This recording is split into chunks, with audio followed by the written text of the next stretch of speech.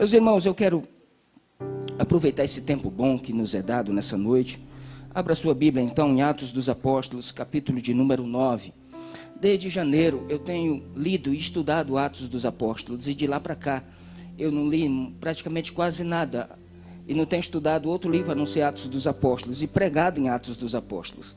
Hoje não vai ser diferente. Nós vamos ler aqui um texto, tem 22 versículos, mas como eu aprendi, o mais importante da mensagem não é o que eu vou falar, é o texto que eu vou ler. Então vamos lá, Atos dos Apóstolos, capítulo de número 9, o versículo 1 em diante. O texto diz assim, eu vou ler na King James. Entre mentes, Saulo ainda respirava ameaças de morte contra os discípulos do Senhor. Dirigindo-se ao sumo sacerdote, pediu-lhe cartas para a sinagoga de Damasco, de maneira que, eventualmente, encontrando ali homens e mulheres que pertencessem ao caminho, estivesse autorizado a conduzi-los presos a Jerusalém. Entretanto, durante sua viagem, quando se aproximava de Damasco, subitamente, uma intensa luz vinda do céu resplandeceu ao seu redor. Então, ele caiu por terra e ouviu uma voz que lhe afirmava: Saulo, Saulo, por que me persegues? Ao que inquiriu: quem és, Senhor? E ele disse: eu sou Jesus, a quem tu persegues. Contudo, levanta-te e entra na cidade, pois lá alguém te revelará o que deves realizar. Os homens que acompanhavam a Saulo na viagem caíram emudecidos. Podiam ouvir a voz, mas a ninguém viam. Saulo ergueu-se do chão, abrindo os olhos, não conseguia ver coisa alguma. Então, guiado pela mão, foi conduzido até Damasco. Por 3 dias esteve cego, durante os quais não comeu nem bebeu. E havia em Damasco um discípulo chamado Ananias.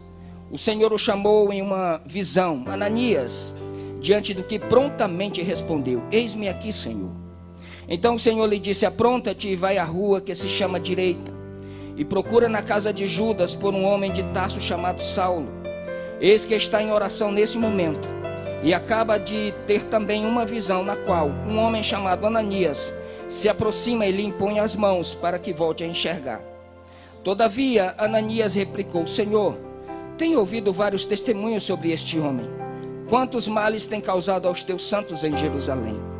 E ele chegou aqui com toda a autoridade dos chefes dos sacerdotes, para prender todos os que invocam o teu nome.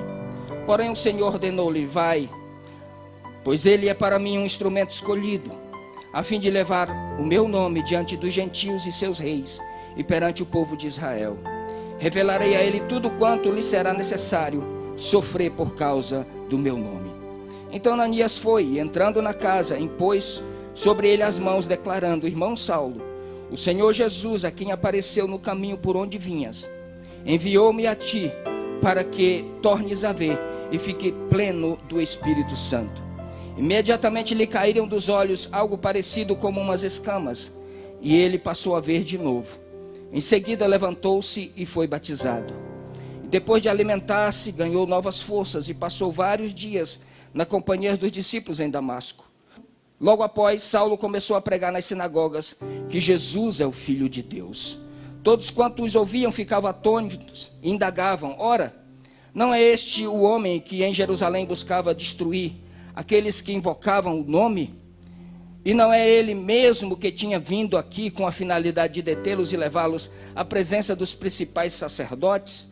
Apesar disso, Saulo se fortalecia cada vez mais e deixava perplexos os judeus que viviam em Damasco, ao comprovar que Jesus era o Messias.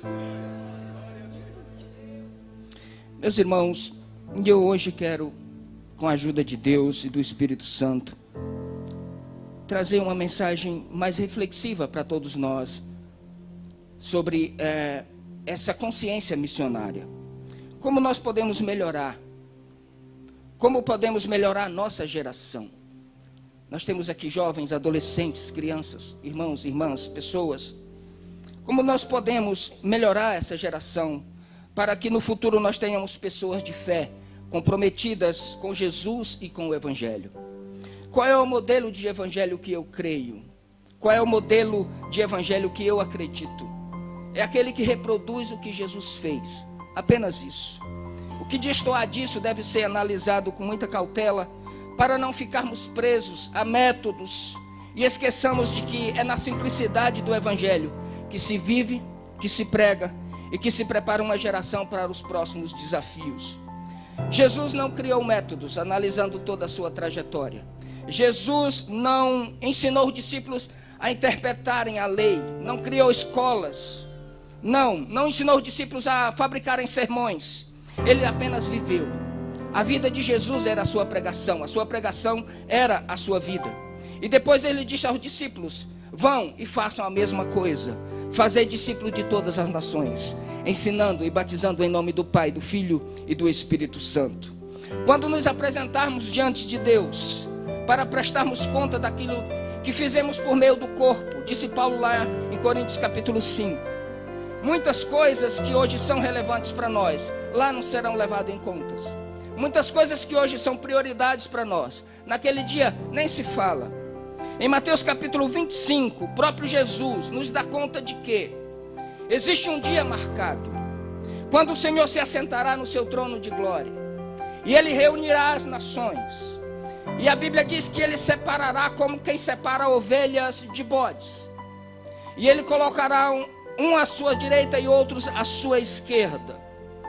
E eu tremo diante dessa mensagem, porque eu sei que neste dia muitos dirão: Senhor, em teu nome eu realizei curas, eu expulsei demônios, eu falei línguas estranhas, eu operei milagres. Mas infelizmente estas pessoas não serão reconhecidas por Jesus. Muito provavelmente era muito conhecido na sociedade, ou quem sabe no meio gospel e evangélico, mas por Jesus era totalmente desconhecido. Em contrapartida, os que receberão as boas-vindas e o bem-vindo do Pai tiveram as suas vidas totalmente voltadas para o discipulado, para o serviço, para o amor. Jesus disse: eu tive fome e me deste de comer, eu tive sede e me deste de beber, eu estava preso, vocês foram ver-me, eu estava nu, vocês me vestiram. E por isso venham. E a Bíblia, e o que me deixa pensativo aqui é porque Jesus coloca estas pessoas admiradas por serem chamadas para ali. Muito provavelmente eram pessoas realmente anônimas, que estavam distantes às vezes dos holofotes, mas são discípulos de Jesus por onde passavam, eram discípulos de Jesus por onde passavam. Jesus nos manda fazer discípulos, e se a nossa espiritualidade vivida hoje não for sadia, a nossa contribuição com a próxima geração será desastrosa.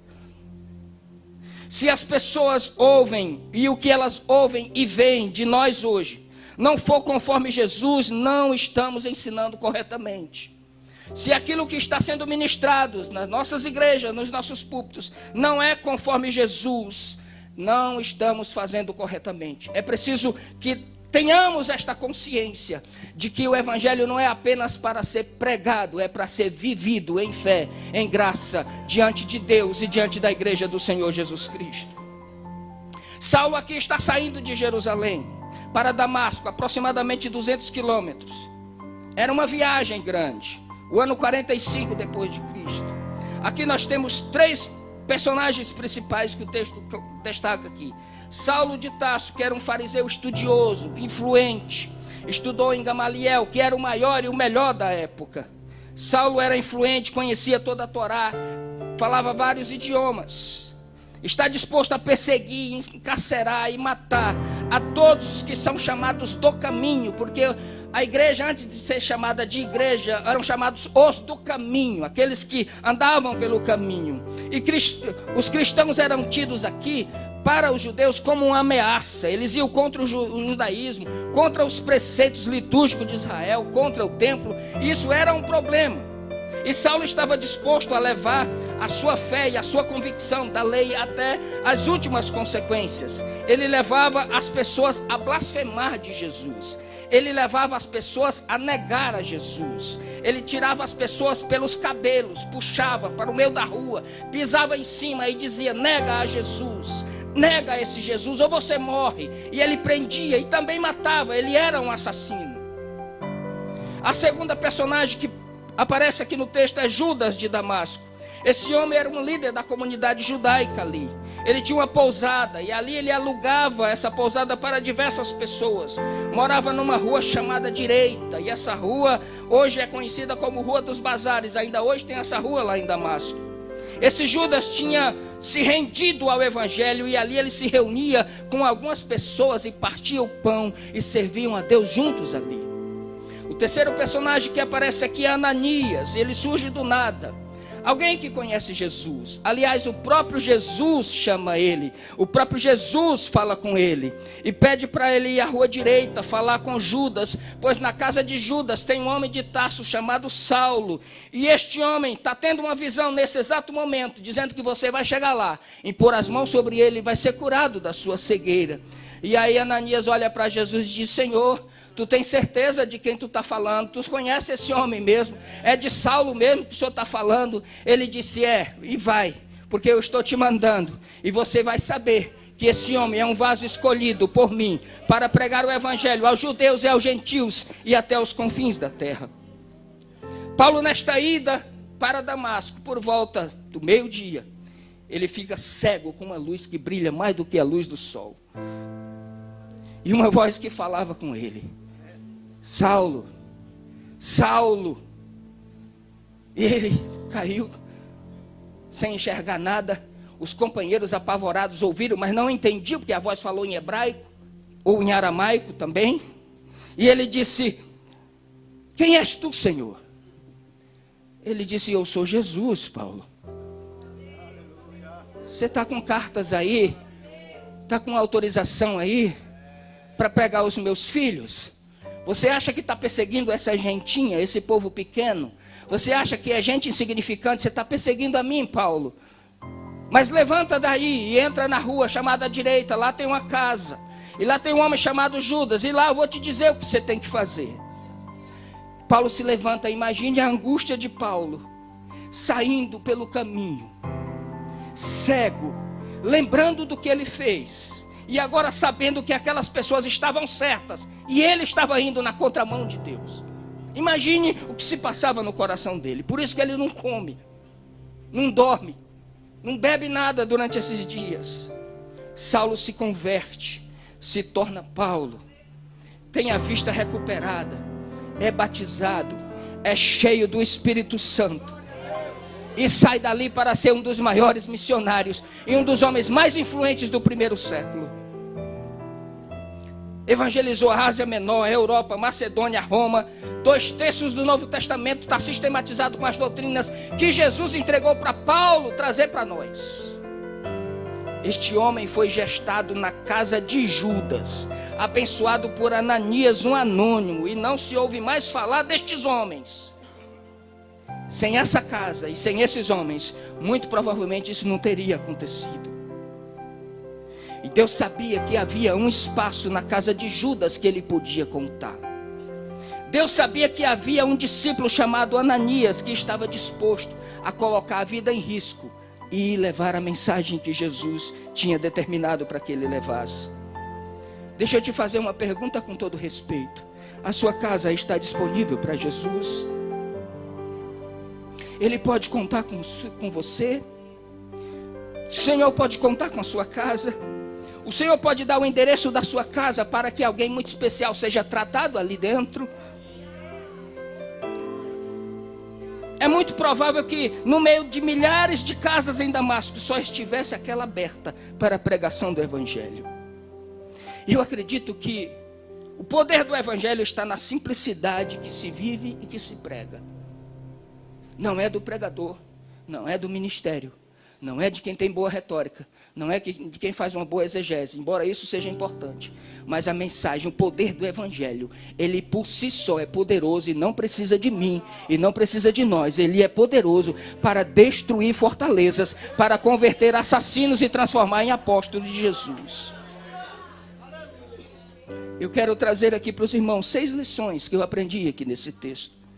E a mensagem é expositiva, tudo está no texto. Eu gostaria que os meninos da mídias aí me ajudassem quando eu citar aqui a parte que eu vou tomar como base. Primeira coisa que eu acredito na mensagem do Evangelho: tudo se inicia com um eis-me aqui.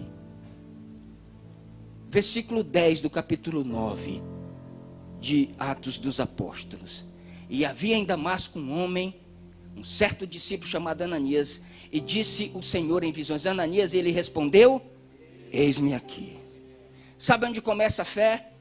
Sabe onde começa a pregação? Sabe onde começa o testemunho?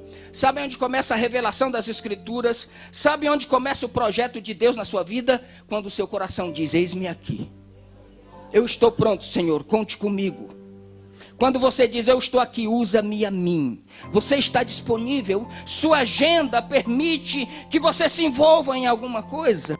O seu tempo permite que você doe alguns minutos para Jesus?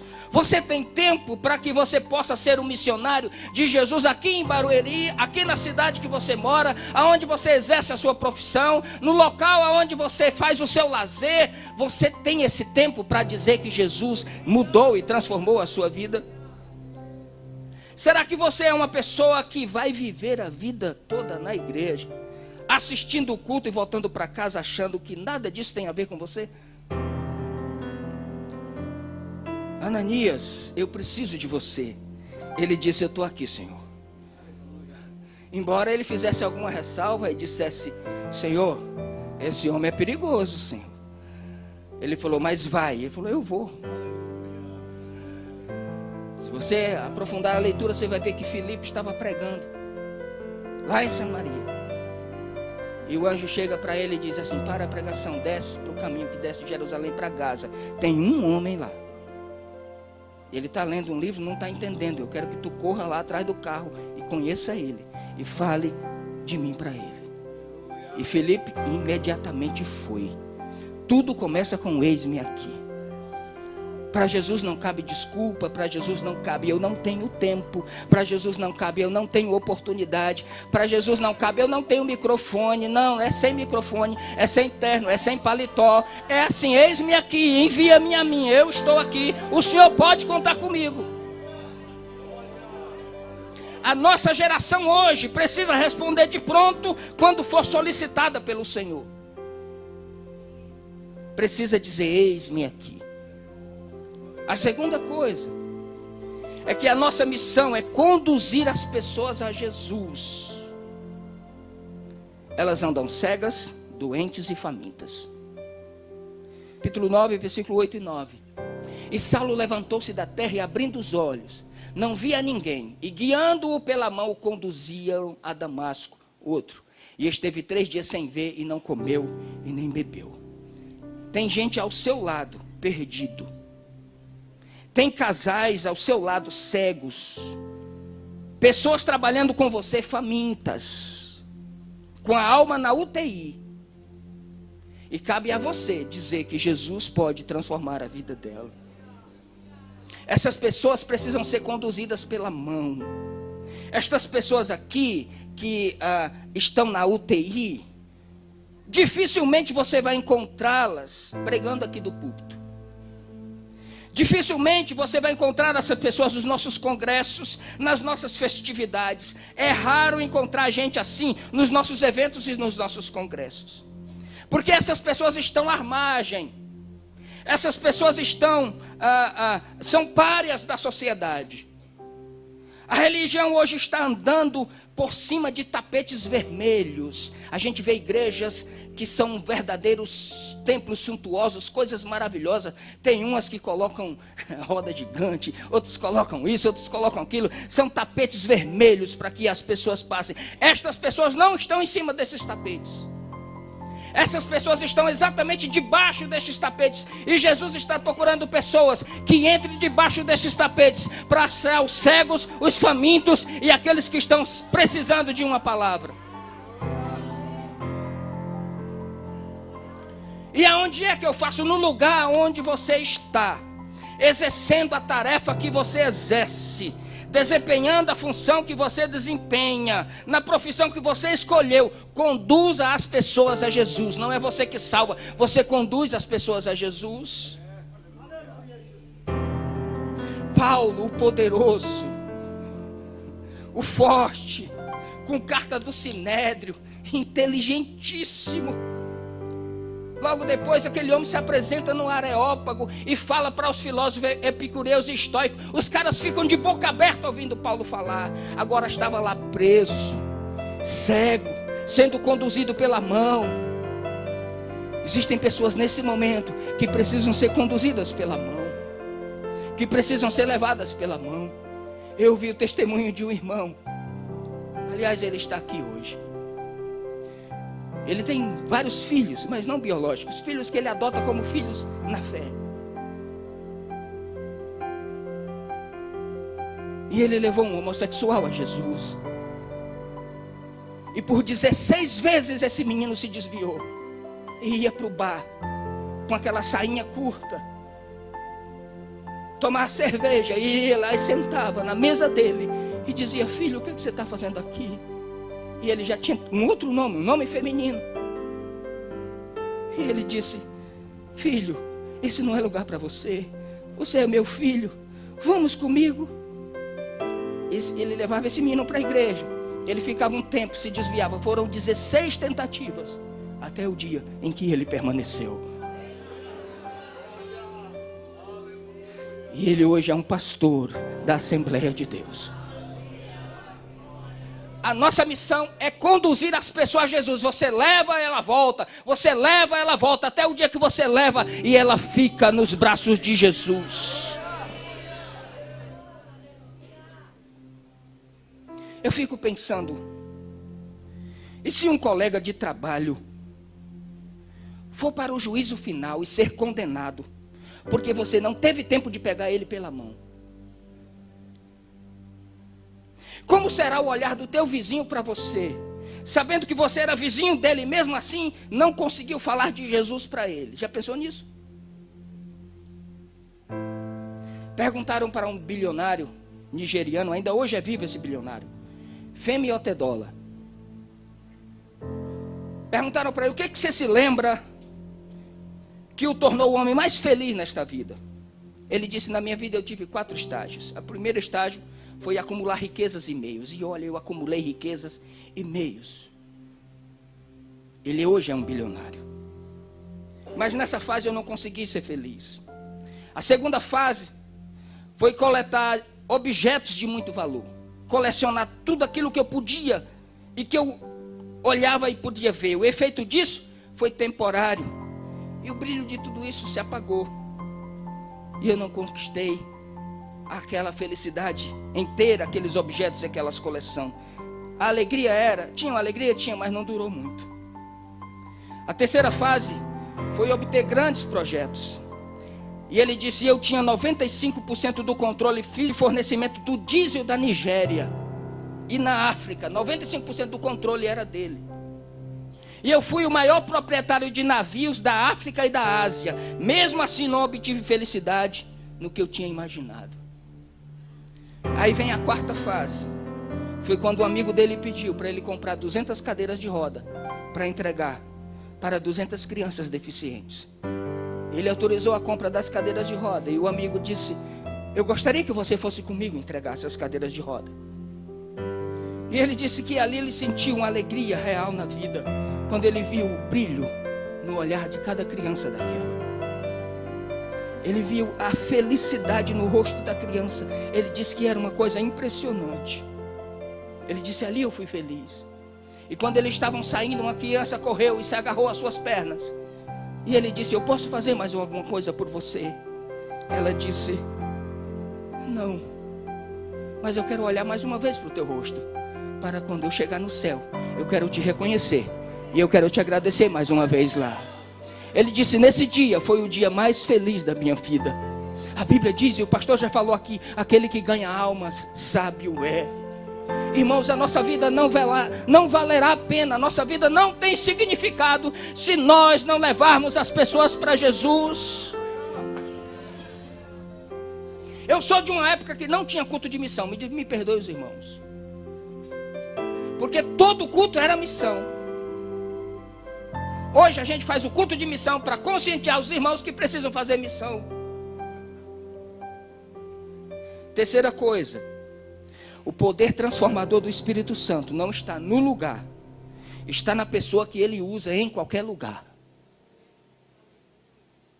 Havia um lugar certo em Damasco, porque ali tinha pessoas disponíveis para fazer a obra de Deus. Está no versículo 11, 12 e 13 do capítulo 9. Ali não era um templo, ali não tinha tanques batismal, ali não tinha ministério de louvor, não tinha BD, não tinha liturgia, mas tinha o poder transformador do Espírito Santo para transformar um assassino em um grande missionário do poder de Deus. Responde uma coisa para mim. Você apostaria um tostão furado em Saulo? Você apostaria nele? Jesus escolhe as coisas loucas deste mundo para confundir as sábias, as que não são para confundir as que são. Não se preocupe se ninguém te percebe, ou se ninguém te vê, ou se você não tem tantas oportunidades que você gostaria que tivesse. Não se preocupe com isso. A oportunidade é o mundo, todos os dias tem pessoas do teu lado. Faça o ID de Jesus Cristo em nome de Jesus. Se você quiser aprender a hermenêutica, a exegese bíblica, a escatologia, a teologia sistemática, a geografia bíblica, isso é extremamente importante, nos ajuda muito. A escola ensina e os livros ensinam e o professor ensina. Fala com o Marcos Santos, fala com o Henrique, fala com o Hélio Clabono, eles vão te ajudar. Agora, se você quiser aprender o evangelho, tem que botar o pé na estrada, meu irmão. Tem que reproduzir os passos de Jesus. Deus quer usar pessoas, Deus não usa métodos, Deus usa pessoas.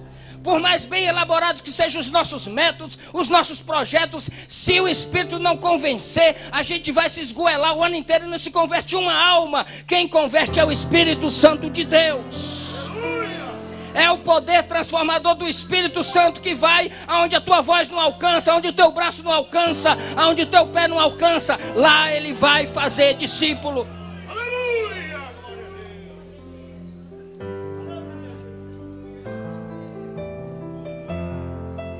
Nossa geração precisa de referenciais. Na verdade, nós já temos cantores demais. Desculpa, irmãos. Já tem pregador demais. O que está faltando é testemunhas. Pregadores profissionais nós temos muitos, que são aprender a manipular as massas e sabem envolver todo mundo com as suas PNLs. Mas discípulos, seguidores, testemunhas temos poucos. Porque a testemunha ela precisa ter duas coisas. Ela precisa atestar uma verdade. E a segunda coisa, ela precisa dizer o que Jesus fez nela. E isso qualquer pessoa está habilitado. Se você sabe o que Jesus fez em você, se você tem consciência de onde Ele te tirou, o que você era, o que você é hoje e aonde você estará, você tem no coração essa certeza de que você é um missionário de Jesus. Quarta coisa, o evangelho genuíno é aquele que pode ser reproduzido em qualquer lugar. As casas abertas ao evangelho são pequenas igrejas realizando aquilo que o Senhor ordenou. Está no versículo 17 e 18 do capítulo 9. A minha casa foi uma dessas casas abertas. O meu pai aceitou Jesus 2 meses depois de minha mãe e o culto ficou sendo dentro da minha casa por 17 anos. Depois eles construíram a igreja, mas a igreja ficava a 80 centímetros da minha casa, então continuou sendo dentro da minha casa. O pastor deve conhecer muito bem. Naquela época, a casa do pastor, as pessoas almoçavam, tomavam café, jantavam. Depois do culto, ainda tomavam um leitinho para ir embora. Era ou não era, pastor, assim? Dentro lá de casa. Dali, irmãos, saíram, nem sei quantas igrejas saíram dali, daquela casa ali. Igrejas. Tudo que se fazia no templo, se fazia na casa de Judas. Tudo que se faz aqui, se faz na sua casa também. Só não tem um coral assim cantando, fazendo a gente chorar. Aí você vem no domingo e chora com o coral aqui. Ananias era um discípulo comum como nós.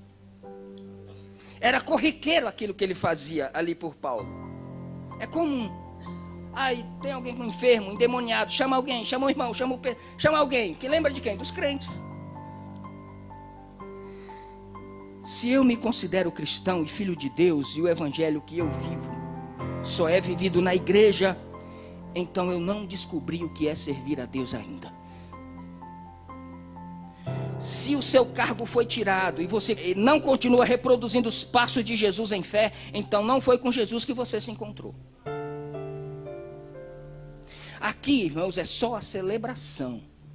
A gente vem celebrar o amor de Deus aqui. O problema é quando tudo que a pessoa tem é só a celebração. O problema é que a espiritualidade da pessoa só é vivida na igreja. Isso é um problema. E isso os nossos jovens, os nossos adolescentes, as nossas crianças precisam crescer sabendo disso. Que aqui é uma celebração. A espiritualidade se vive lá fora. Lá fora. Eu tive uma temporada morando em Natal. Eu morei num bairro bom ali, enquanto o dinheiro dava para morar. Morei num bairro chamado Petrópolis, um lugar chamado Ladeira do Sol. Bem chique ali. Até que o dinheiro acabou. E minhas filhas que estudavam no colégio Auxiliadora, salesiano, não consegui mais pagar, tiveram que ir para a escola pública. E uma vez Yara levantou de madrugada, cedinho, para levar a menina na escola, minha mais velha. Hoje tem 25 anos. Chovendo. E ela reclamou, porque estava levando ela na escola. Era perto, não dava para andar muito não. E quando ela retorna, aliás, não teve escola. Naquele dia não teve aula, elas ficaram lá na sala da outra professora. E a Yara falou, mas eu fui à toa. Eu fui te levar lá para não ter aula, se eu soubesse eu não tinha ido. Ela falou, não mãe, eu precisava ir lá. Porque nesse dia, hoje, eu falei de Jesus para uma amiguinha minha. E ela aceitou Jesus, e eu fiquei com vergonha, mas eu levei ela para o banheiro. A gente se ajoelhou lá, e eu orei por ela, e ela aceitou a Jesus como seu Salvador. Jovens, crianças, adolescentes têm esse poder de influenciar e dizer que Jesus Cristo é a melhor coisa que uma criança pode ter, que um jovem pode ter, que um adolescente pode ter. Celebre a Jesus aonde você está plantado. Quinta coisa, o discipulado é o instrumento de desenvolvimento espiritual e da multiplicação ordenada. Está no versículo 19 e no 20 do capítulo 9. O cristianismo vivido pela igreja primitiva era discipulado. Primeiro, eles ficaram reunidos, o Espírito Santo desce, tinha 120. Pedro prega, aumentou o número para 3.120. Capítulo 4, ele entra no templo. Tinha um coxo pedindo esmola. Ele cura o coxo às 3 horas da tarde, na frente de todo mundo. Se junta aquela grande multidão. Ele prega, se junta mais 5.000 pessoas. Como é que dá conta desse povo? Como é que batiza todo mundo? Discipulado, discípulo fazendo discípulo. A prática deles era viver o evangelho e ensinar as pessoas a viver o evangelho. Hoje a gente inventou um monte de coisa que não condiz nem com o que Jesus ordenou. E a gente às vezes valoriza essas coisas mais do que a missão, mais do que pregar o evangelho. O que estes homens faziam aqui era exatamente o que Jesus ordenou: fazer discípulos. Paulo é batizado, é cheio do Espírito Santo. Não foi na casa de Judas. É batizado, é cheio do Espírito Santo, fica na companhia dos discípulos e depois ele começa a pregar. Movimento não desenvolve pessoas, irmãos. Grandes festas não desenvolvem pessoas. O que desenvolve a pessoa é o discipulado, é pegar pela mão, é ajudar, é o ensino. Jesus não era homem de templo, ele era das casas, ele era do caminho. Ele cortava o caminho para falar com a samaritana lá. Ele parava para atender o cego de Jericó. Ele parou para ouvir a conversa da mulher do fluxo de sangue. Ele era um homem simples, dos pés empoeirados, das poeiras da Palestina. Esse Jesus, esse evangelho é o que eu creio, é o que eu vivo.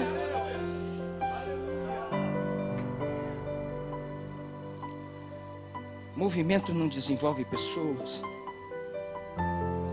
Quantos discípulos você já formou? Quantas pessoas você já levou ao batismo?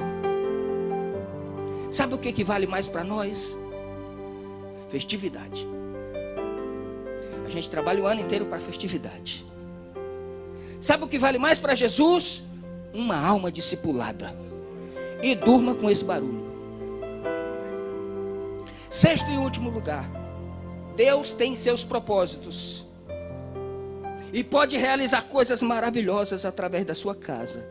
Esteja aberto para isso. Capítulo 9, versículo 15 até o 21, é em base desse tópico. Deus pode fazer milagres através da sua casa, meu irmão. De dentro da sua casa pode sair um avivalista, um missionário para o mundo. Pode ser o seu vizinho da porta, pode ser a pessoa que pega o ônibus contigo, pode ser o colega que senta ao teu lado no colégio. Você está disponível? Sua casa está disponível?